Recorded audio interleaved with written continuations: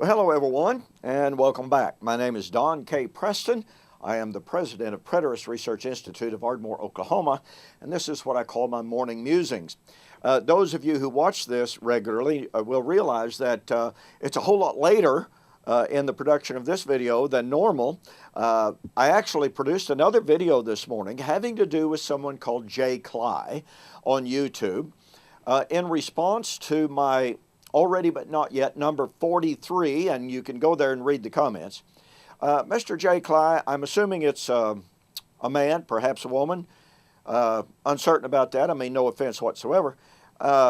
Anyway, they posted and called me a liar, a false teacher, a heretic, and said I didn't know anything whatsoever about the Bible, because if I knew anything about the Bible, I would know that the Jerusalem temple was going to be, without fail, rebuilt in the year 2015.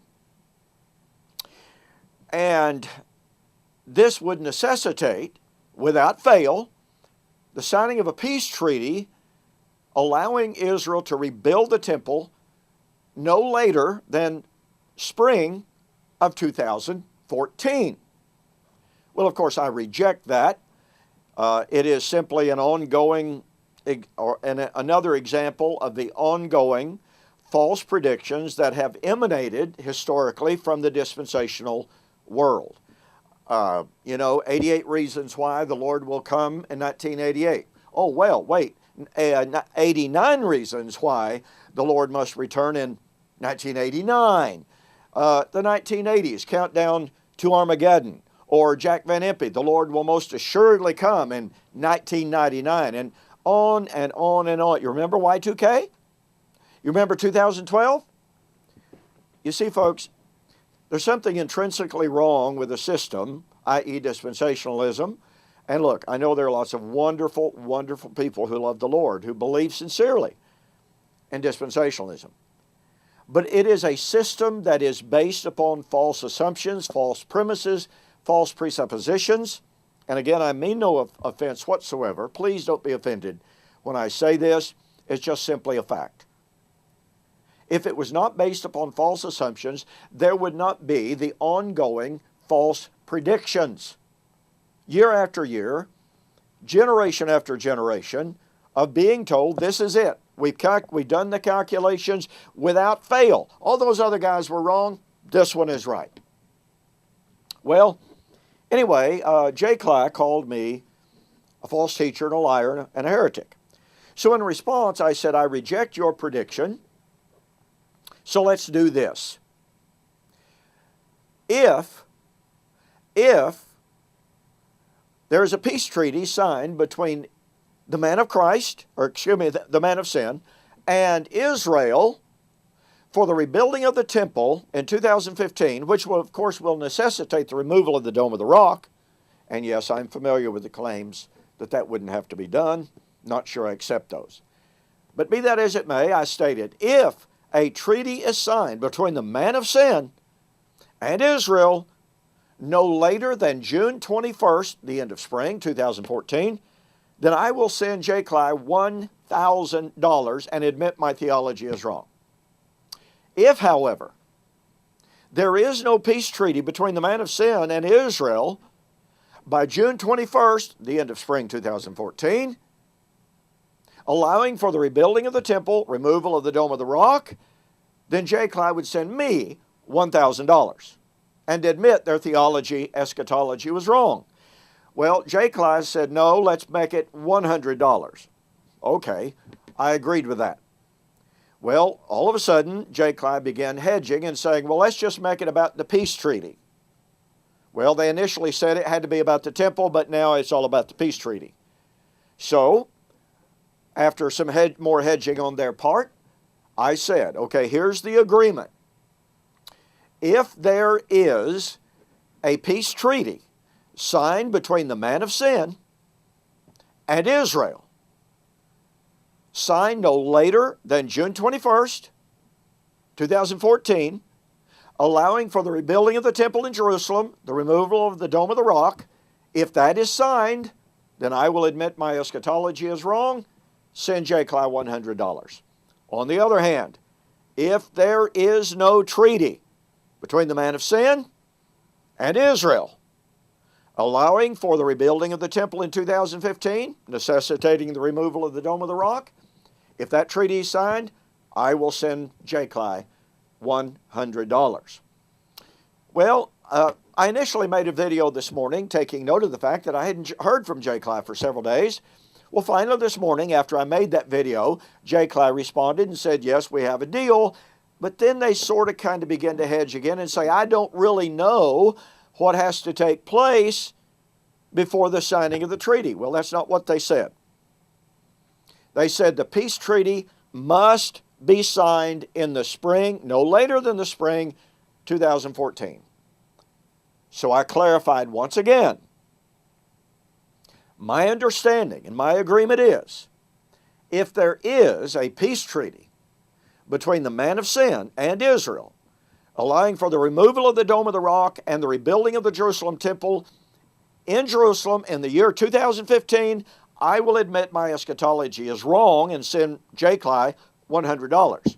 If there is not a peace treaty signed between the man of sin and Israel, allowing for the removal of the Dome of the Rock and the rebuilding of the temple in the year 2015, and you see, according to J Kly, there can only be 250 days from the signing of the treaty until the rebuilding of the temple.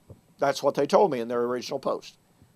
So if there's not, they have to admit their eschatology is wrong, send me $100. So folks, write this down, put it on your calendar. I suspect that June 22nd, I will not hear from J Kly. And you may say, Preston, why are you picking on J Kly? Well, it's not just J Kly. It's as I noted a few moments ago.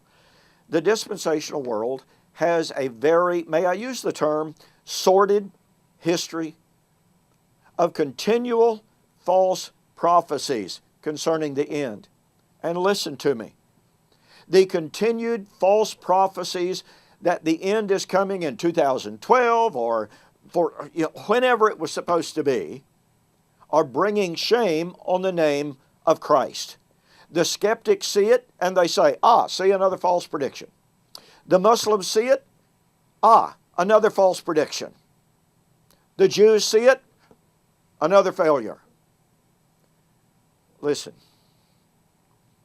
it's way past time for serious, honest Bible students to accept the statements by Jesus and his apostles, the biblical writers, that the end of the age, the coming of the Lord, the judgment and the resurrection was to be in the first century.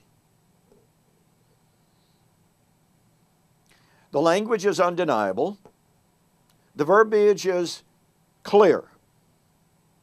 It is wrong for anyone after the biblical writers to keep saying the end is at hand. I call on everyone who watches my videos. Think of the damage being done by these repeated predictions of the end. The end is near. Consider the damage being done to the veracity and to the belief and the historicity, the inspiration of Scripture. On and on and on these false prophecies go. We must take seriously Jesus' predictions, the predictions of the New Testament writers who wrote 2,000 years ago and said, the end of all things has drawn near, the coming of the Lord has drawn near. Either they were right, and all of these modern prognosticators are wrong, and they've been proven to be wrong, or those New Testament writers were just as wrong as the modern so-called prognosticators are. But Jesus was not wrong. The apostles were not wrong. Covenant eschatology, preterism, full preterism, not partial, full preterism is the only eschatology that can solve this problem and answer the skeptics. So, folks, we shall see what becomes of Mr. J Kly or J Kly, man or woman, we will see what becomes of their prediction. Oh, I already know what's going to happen or what's not going to happen. The question is, will they follow through and actually send me $100? Put it down, mark it on your calendars, keep track of it, because I most assuredly will. No offense intended to anyone, but this is a serious issue. I hope and I pray and I urge all of the viewers of this video to give this entire issue some careful and some prayerful consideration. Hey, thanks for joining me for this morning's Morning Musings, and we'll see you on the flip side.